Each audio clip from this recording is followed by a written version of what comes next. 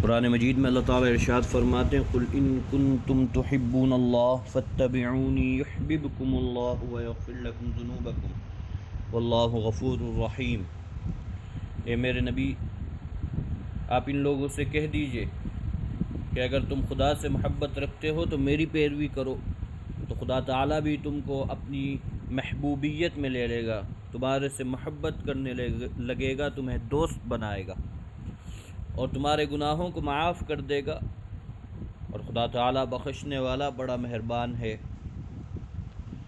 اس آیت سے معلوم ہوا کہ جو شخص اللہ تعالیٰ کا محبوب بننا چاہتا ہے اس کو چاہیے کہ جناب رسول اللہ صلی اللہ علیہ وسلم کی تابعداری کرے، تو اس طرح سے وہ اللہ تعالیٰ کا بھی ولی بن جائے گا، دوست بن جائے گا،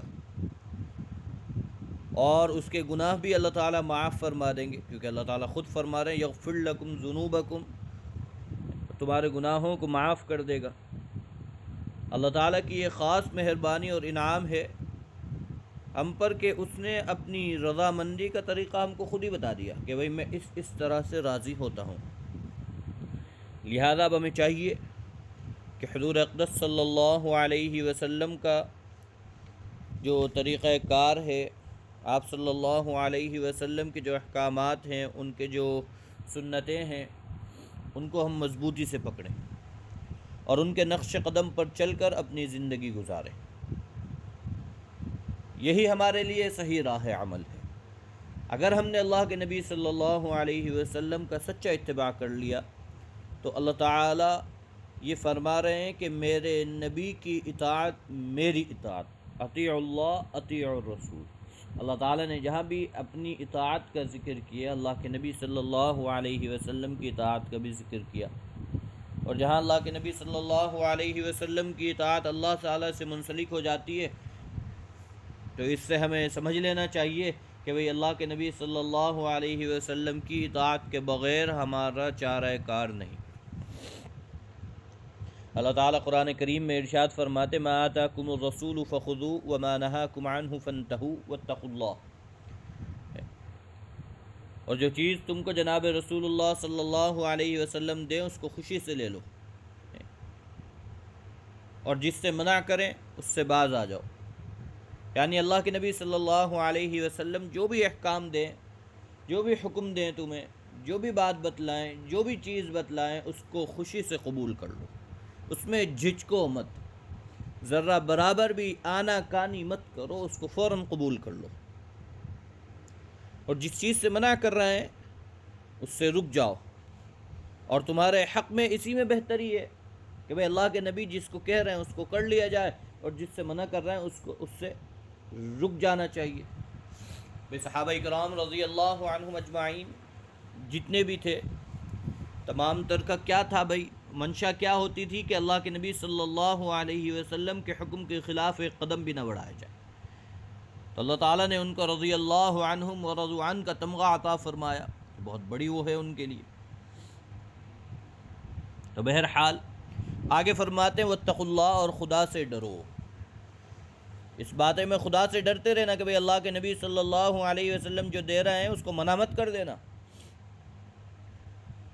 اور اگر منع کرو گے تو سوچ لینا کہ اللہ تعالیٰ بیٹھے ہیں، اللہ تعالیٰ فیصل ہیں، اللہ تعالیٰ دیکھ رہے ہیں کہ بھئی اس پہ مجھے کیا فیصلہ لینا چاہیے، یہ بندہ کیا کر رہا ہے، یہ بندہ اللہ کے نبی صلی اللہ علیہ وسلم کی خلاف ورزی کر رہا ہے، اور اللہ کی ناراضگی اور پکڑ یہ ایسی چیز ہیں کہ اس سے ہمیشہ انسان کو بچنا چاہیے۔ تو اللہ کی پکڑ ایسی پکڑ نہیں جو ہماری دنیا والوں کی پکڑ ہوتی ہے، ذرا سی دیر کے لیے پکڑا پھر چھوڑ دیا۔ اللہ رب العزت کی پکڑ ذرا سی دیر کی بھی بڑی خطرناک بن جاتی ہے، تو اس چیز سے ہمیں بچنا چاہیے، اس چیز سے ہمیں بہت زیادہ پرہیز کرنے کی ضرورت ہے کہ ہم سے وہ بات صادر نہ ہو جائے جس سے اللہ تعالیٰ ناراض ہو جائے، کہیں وہ تمہاری نافرمانی سے ناخوش ہو جائے اور پھر تم پر اس کی مار پڑ جائے۔ بھئی اللہ تعالیٰ سے اگر اللہ تعالیٰ ہم سے ناراض ہو گیا، ناخوش ہو گیا، اور اس نے پھر ہمارے لیے سزا منتخب کر دی، تو یاد رکھنا اس سزا کو ہم سہ نہیں سکتے، وہ ہمارے لیے انتہائی خطرناک ہے۔ تو ہمیں اللہ سے ڈرنا چاہیے۔ جناب رسول اللہ صلی اللہ علیہ وسلم کا سچا اتباع ہمیں اللہ تعالیٰ کا محبوب بنا دیتا ہے۔ بہرحال جناب رسول اللہ صلی اللہ علیہ وسلم نے ارشاد فرمایا کہ میری امت میں 73 میری امت جو ہے وہ 73 فرقوں میں تقسیم ہو جائے گی، یعنی میری امت میں 73 فرقے آئیں گے۔ 72 فرقے جو ہیں وہ دوزخی ہوں گے، دوزخ میں جائیں گے، اور صرف ایک فرقہ ہے جو جنت میں جائے گا۔ بھئی ہم تو اس کو سن رہے ہیں، مزے لے رہے ہیں، بعض افراد کہتے ہیں اچھا ایسا ہو جائے گا، او ہو 73 فرقہ آئیں گے، 72 جہنم میں جائیں گے، ایسا ہے؟ یہ بعض افراد کا ریئیکشن ہوتا ہے۔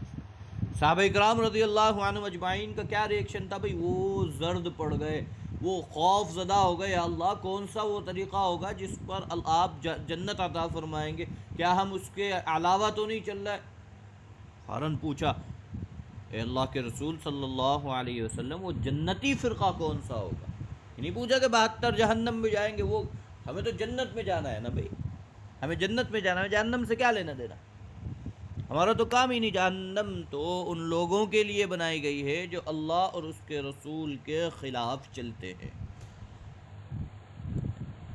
جہنم اس کے لیے تھوڑی بنائی گئی ہے جو اللہ کے نبی کے مطابق چلے گا، اللہ تعالیٰ کے حکموں کے خلاف نہیں جائے گا۔ تو صحابہ نے پوچھا وہ جنتی فرقہ کون سا ہے اللہ کے نبی؟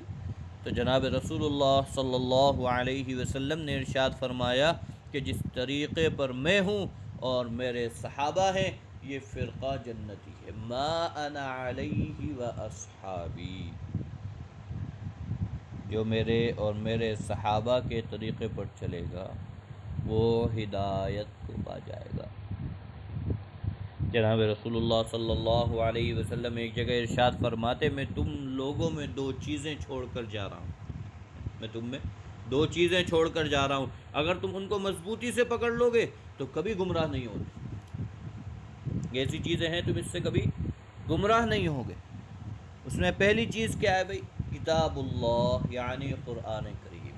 قرآن کریم کو مضبوطی سے پکڑو، اس کے ہر حکم پر عمل کرو، اس کے ہر جز کو سمجھو، وہ کیا کہنا چاہ رہا ہے انسان کی زندگی سے، وہ کیا کہنا چاہ رہا ہے تمہارے لیے کہ بھئی اللہ تعالیٰ نے تمہیں کیوں پیدا کیا، تم کیوں آئے ہو، تم کس لیے بنائے گئے ہو، کیا تمہارا مقصد تھا۔ قرآن کریم آپ کو بات کو کھول کے بتلائے گا۔ آج ہم جتنا وقت اپنے بچوں پر دنیاوی تعلیم پہ خرچ کرتے ہیں، اگر ہم اتنا ہی وقت دینی تعلیم پہ خرچ کر لیں تو ہمارے وارے نیارے ہو جائیں، ہماری آخرت بن جائے، ہمیں اللہ کے سامنے سر جھکانے کی ضرورت نہ پڑے روز قیامت۔ آج ہم نے اپنے بچوں کی تربیت کو اسکولی تربیت کی طرف مکمل طور سے، بچہ ہمارا اسکول میں، بعضوں کو تو کلمہ طیبہ تک نہیں آتا، اور اگر یہی چلتا رہا تو کل کو ہماری نسل غیر مسلم پیدا ہوگی، ہماری نسل کو پتہ ہی نہیں ہوگا مسلمان ہوتا کیا، مسلمان نام رکھ لیا جائے گا بس،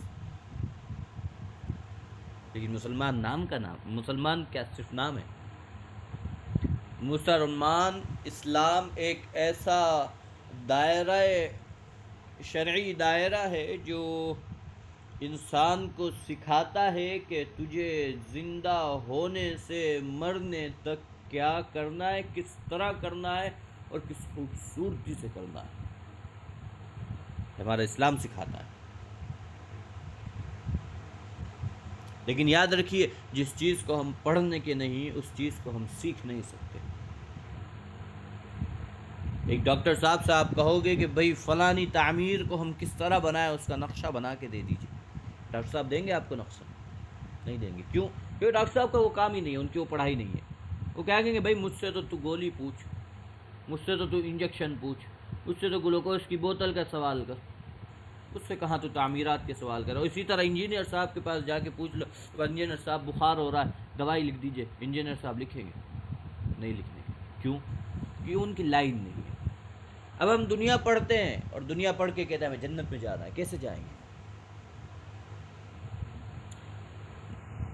ہر مذہب کا معیار اس کی تعلیم ہوتی ہے، ہر مذہب کا معیار اس کی تعلیم ہوتی ہے۔ آج ہم نے اپنی تعلیم کو چھوڑ دیا، ہم اپنے بچوں کو بھی دینی تعلیم صرف حفظ کروا دیتے ہیں۔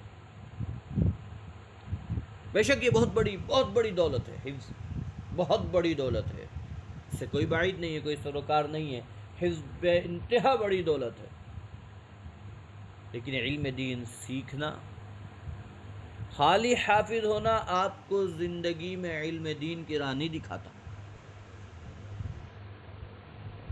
وہ آپ کو علم دین کو بھی پڑھنا پڑے گا، ہمارا مذہب ہم سے کہہ کیا رہا ہے، کیا طریقہ وہ سکھا رہا ہے ہمیں جینے کا، وہ تعلیم علم دین کی تعلیم سے آپ کو معلوم ہوگا۔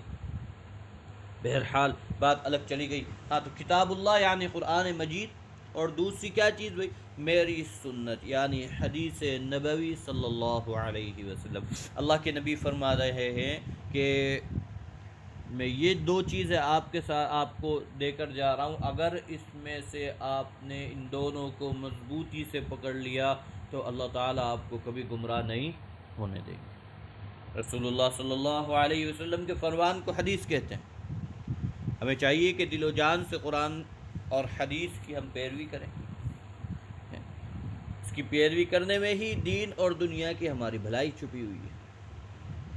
بھائی آج ہم کہتے ہیں کہ بھائی ہمیں پیسہ چاہیے، بھرپور پیسہ چاہیے، ذہنی قارون بنے پھرتے ہیں سب، بس آ جائے کہیں سے، حرام ہو حلال ہو کوئی سروکار نہیں ہے، آ جائے،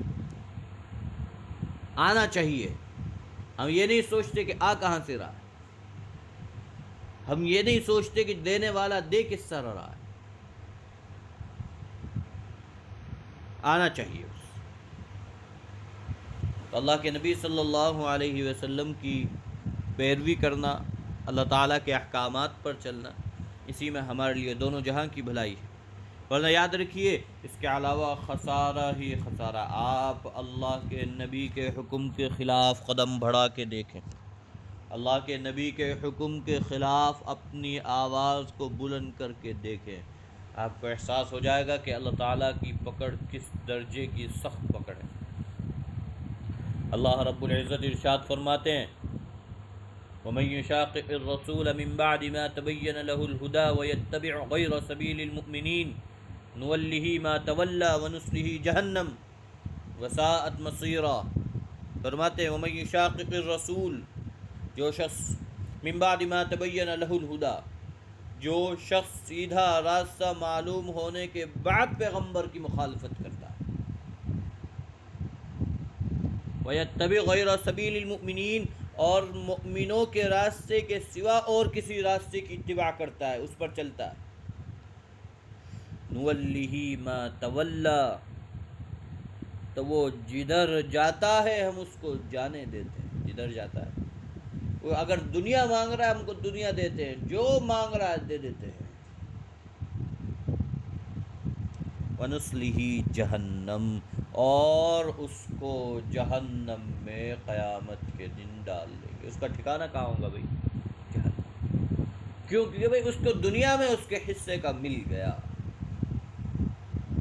وَسَاءَتْ مَصِيرًا، اور یاد رکھنا وہ بڑی بری جگہ ہے، جہنم بڑا برا ٹھکانہ ہے۔ اللہ تعالیٰ وہاں جانے سے ہم سبھی کی حفاظت فرمائے، اور وہاں کی پکڑ سے ہم سبھی کی حفاظت فرمائے۔ تو یہ ایسی چیز ہے کہ اس سے ہمیں ہمہ بچنا چاہیے، ہر وقت بچنا چاہیے۔ اس آیت شریفہ سے معلوم ہو گیا کہ جس شخص کو اسلام کا پتہ چل گیا، اب اس کو ایمان لانا تو ضروری ہو ہی گیا۔ پھر جو بھی جاننے اور سمجھنے کے بعد اور اپنی جی چاہی من چاہی زندگی گزارتا ہے، یعنی اللہ اور اس کے رسول صلی اللہ علیہ وسلم کے احکامات کی مخالفت کرتا ہے، اس کو پتہ ہے فلاں مسئلہ کیا کہہ رہا ہے لیکن وہ پھر اس کے مخالف چلتا ہے، اس کو پتہ ہے کہ اللہ کے نبی یہاں پر ہمیں ممانعت فرما رہے ہیں اس چیز کی، لیکن ہم اس کو پھر کرتے ہیں، اس کے مخالف چلتے ہیں، تو یاد رکھو اس کا ٹھکانہ دوزخ ہوگا۔ جس کا ایندھن ہوں گے آدمی، جس کا ایندھن ہوں گے پتھر، اس میں یہ جلیں گے، اور قرآن کریم اس کو بیان کرتا ہے۔ قرآن کریم فرماتا ہے فاتقوا النار التي وقودها الناس والحجارة اعدت للكافرين۔ قرآن کہتا ہے بس ڈرو اس آگ سے جس کا ایندھن آدمی اور پتھر ہوں گے۔ فاتقوا النار، اس آگ سے ڈرو۔ ہم دنیا کی آگ سہ نہیں پاتے، ہم آخرت کی آگ کیسے سہیں؟ اللہ وہاں کی پکڑ سے ہماری حفاظت فرمائے تو اللہ فرما رہے اس آگ سے ڈرو۔ وقودها الناس والحجارہ، جس کا ایندھن انسان ہوں گے، آدمی ہوں گے، والحجارہ پتھر ہوں گے، اور اعدت للکافرین، جو کافروں کے لیے تیار کی گئی ہے۔